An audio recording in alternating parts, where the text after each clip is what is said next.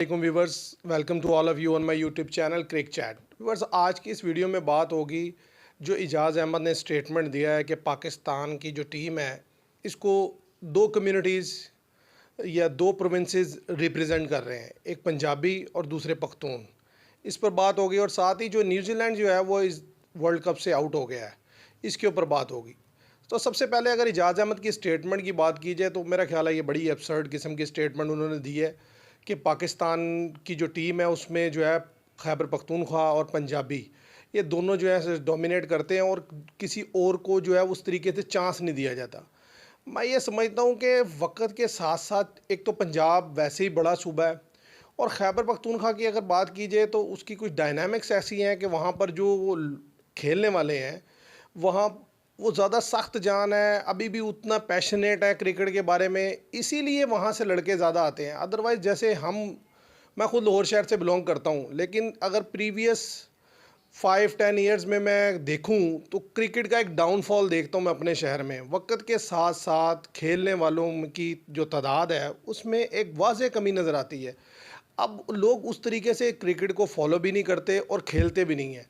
तो खाली लाहौर शहर में ये प्रॉब्लम नहीं है, अब ये जितने भी पाकिस्तान के बड़े बड़े शहर हैं, चाहे वो सिंध के हैं, चाहे वो खैबर पख्तूनख्वा के हैं, इवन के पंजाब के हैं, ज़्यादातर में ये प्रॉब्लम नज़र आती है। इसलिए बहुत ही कम प्लेयर जो है ऊपर आ पाते हैं और क्वालिटी प्लेयर तो आता ही कोई नहीं है। और पंजाब सिर्फ ये है कि क्योंकि एक बड़ा सूबा है, इसमें मुख्तलिफ गांव देहात लगते हैं, वहाँ पर फिर भी क्रिकेट अभी उतने पैशन से खेली जाती है। कहीं ना कहीं वो लेवल तो नहीं रहा, लेकिन फिर भी काफ़ी हद तक खेली जाती है, जिसकी वजह से साइडों से इधर उधर के इलाकों से भी लोग आ जाते हैं खेलने के लिए। और ज़ाहिर है लाहौर शहर की आबादी इतनी बड़ी है तो उसकी आबादी में से चंद प्लेयर निकलना कोई ऐसी बड़ी बात नहीं है। अदरवाइज़ अगर आप देखें तो क्रिकेट का एक डाउनफॉल है बड़े अरसे से। हमारे अपने एरियाज़ में बहुत सारे ग्राउंड जो थे वो ख़त्म हो गए, पार्क्स में तब्दील हो चुके हैं। अब टेप बॉल क्रिकेट का रुझान नहीं रहा। जिस ज़माने में टेप बॉल क्रिकेट अरूज पर होती थी और हार्ड बॉल क्रिकेट तब भी इतनी ज़्यादा देखने में नज़र नहीं आती थी, लेकिन आप कह सकते थे कि हार्ड बॉल क्रिकेट भी बहुत खेली जाती थी। अब आज तो ये हालात हैं कि टेप बॉल क्रिकेट ही नहीं खेली जा रही, तो हार्ड बॉल क्रिकेट कहाँ खेली जानी है। लोगों के पास ना इतना वक्त है क्रिकेट खेलने के लिए, ना उनके पास इतने पैसे हैं, ना इतने वसाइल हैं कि वो अपने बच्चों को अलाउ करें कि अब जाके क्रिकेट खेलें।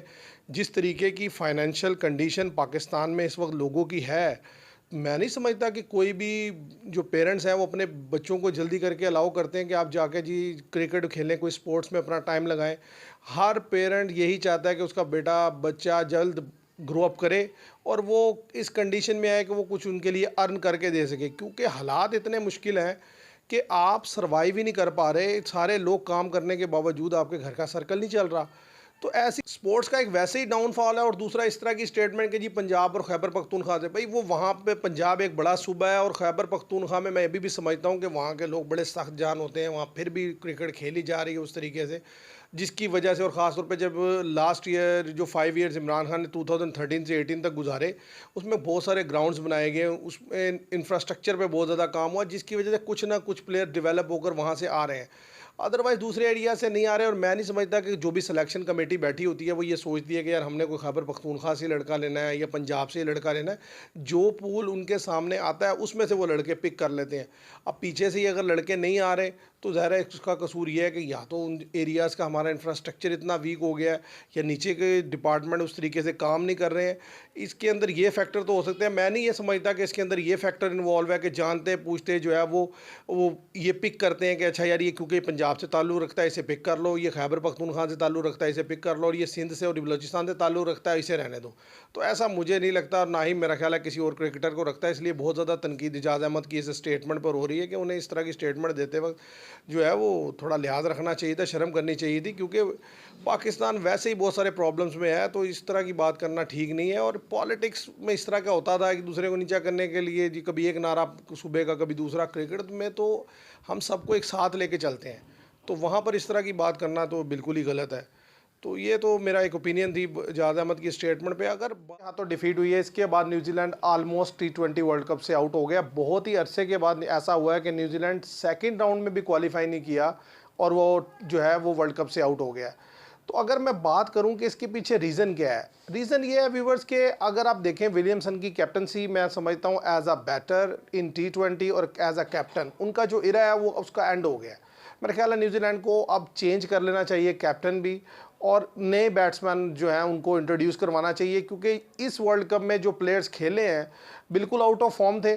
और एक चीज़ वाज़ेह नज़र आई कि वो एक अजीब सी, मतलब यानी कि वो यूनिटी नज़र ही नहीं आई जो न्यूजीलैंड की एक, जिसे कहा करते हैं उनकी स्ट्रेंथ हुआ करती थी टीम की, वो बिल्कुल यानी कि उस मिसिंग थी न्यूजीलैंड के स्क्वाड में। मैंने देखा कि जिस भी खेल रहे हैं लड़के, लेकिन कोई यूनिटी नहीं है, कैच भी ड्रॉप कर रहे हैं, बैटिंग में भी कुछ समझ नहीं आ रही किसने खेलना है किसने रन्स करना है। और जिस तरीके की चेंजिंग्स की गई पहले मैच के बाद, जो गलती पहले मैच में की गई वही सेकंड मैच में रिपीट की गई। पहले मैच में भी न्यूजीलैंड एक बॉलर शॉट से खेल रहा था, तो दूसरे मैच में न्यूजीलैंड को वो एक बॉलर शॉट से नहीं जाना चाहिए था, लेकिन उन्होंने फिर वो गलती दोहराई और जो है जिमी निशम को खिलाया गया एज अ बॉलर, और उनकी जगह एक बैटर खिला लिया गया जो दूसरे बॉलर थे, और 5 बॉलर के साथ न्यूजीलैंड उतरा, और जिसमें सैंथनर जो थे 5th बॉलर थे। और मुझे नहीं समझ लगी कि जो सैंथनर से एक ओवर जो है वो 10 ओवर में करवाते हैं और फिर एक ओवर जाकर 20वां करवाते हैं, वो किस चीज़ का वेट करते रहे। तो यानी कि यहाँ भी उनकी जो मिस कैलकुलेशन हुई है, या तो वो इस सोच में थे कि हम उन्हें बोल्ड आउट कर देंगे वेस्ट इंडीज़ को, और वो नहीं कर सके। और आखिर में जो 2 ओवर्स थे, आप देखें वो मैच का डिफरेंस है। एक मिचेल से करवाया, उसमें उन्हें 19 रन्स पड़ी, जो सैंथनर ने करवाया उसने 18 रन्स पड़ी। तो वो जो लास्ट 2 ओवर्स में 37 रन्स कंसीड किए हैं न्यूजीलैंड बॉलर्स ने, उसी से न्यूजीलैंड मैच हार गया। अदरवाइज तो 112 पर 9 कर दिए थे वेस्ट इंडीज़ के। तो मैच तो उस वक्त तक हाथ में था, लेकिन इसे मैं कहूँगा कि पुअर कैप्टनसी थी। और दूसरा ये है कि बैटिंग बुरी तरह फ्लॉप है। इतना बड़ा टोटल फिर भी नहीं हुआ था कि आप ये कहें कि 149 चेज नहीं हो सकता था, लेकिन दोनों ही मैचेस में अगर आप देखें न्यूजीलैंड के जो टॉप ऑर्डर है उसमें जो मेन विलियमसन हैं, डैरल मिचेल हैं, डेवन कॉनवे हैं, इवन के फिन एलन है, ये सब बुरी तरह फ्लॉप है। और इसकी एक रीज़न ये भी है कि इनकी लैक ऑफ प्रैक्टिस रही है पिछले कई मंथ से, ये खेले ही नहीं है। आईपीएल में इनके लड़के थे भी, लेकिन बॉलर्स ही ज़्यादा डोमिनेट करते हुए या खेलते हुए नजर आए। बैट्समैनों को तो कोई खास चांस नहीं मिला न्यूजीलैंड के, और वो डगआउट में बैठे रहे। और पाकिस्तान के खिलाफ भी जो सीरीज उसमें नहीं आए। फिर जिन लड़कों को होना चाहिए था, मैं समझता हूँ स्क्वाड का हिस्सा, वो नहीं था। टिम साइफर्ड, उन्होंने बहुत ज़्यादा कैरेबियन लीग खेली है, वो इन पिचेस से वेल अवेयर है, उनको होना चाहिए था टीम में, वो भी टीम का हिस्सा नहीं थे। और एक चीज़ मैं जो समझता हूँ कि अब लड़के ज़्यादातर खेलते रहते हैं लीग, ये टीम के साथ इकट्ठे होकर कोई टूर्नामेंट, कोई मैचेस, कोई बायलैटरल सीरीज़ तो आती नहीं जो खेलने जाए, और अगर आ भी जाए तो मिस करते हैं, जिसकी वजह से टीम्स की जो प्लेयर्स हैं उनकी आपस में वो यूनिटी नहीं बन पाती, और वो रिफ्लेक्ट होती है बड़े टूर्नामेंट में जाकर जब टीम्स फंसती हैं। तो न्यूजीलैंड बहुत ही बुरी परफॉर्मेंस थी। मेरा ख्याल है एक बड़ी मेजर सर्जरी रिक्वायर्ड है न्यूजीलैंड में भी, क्योंकि जिस तरीके की परफॉर्मेंस आई है बैटिंग साइड से वो तो बहुत ही मायूस कुन थी। और मैं तो समझता हूँ कि शायद फर्स्ट टाइम ही ऐसा हुआ होगा जब से T20 वर्ल्ड कप शुरू हुआ, न्यूजीलैंड पहले राउंड में बाहर हो गया। अदरवाइज न्यूजीलैंड हर दफ़ा क्वालिफाई करता है। तो न्यूजीलैंड के लिए जो है ना, बहुत ही ये शेमफुल किस्म का टूर्नामेंट रहा है। तो ऐसे ही अगर बस आज के लिए इतना ही, इंशाल्लाह अगली वीडियो में फिर आपसे मिलेंगे, और मजीद मैचेस पे जो आने वाले हैं उन पर भी डिस्कशन होगी। मैं उम्मीद करता हूँ आपको मेरी वीडियो पसंद आएगी। वीडियो पसंद आए तो लाइक कीजिएगा, शेयर कीजिएगा और चैनल को सब्सक्राइब कीजिएगा। Thank you very much.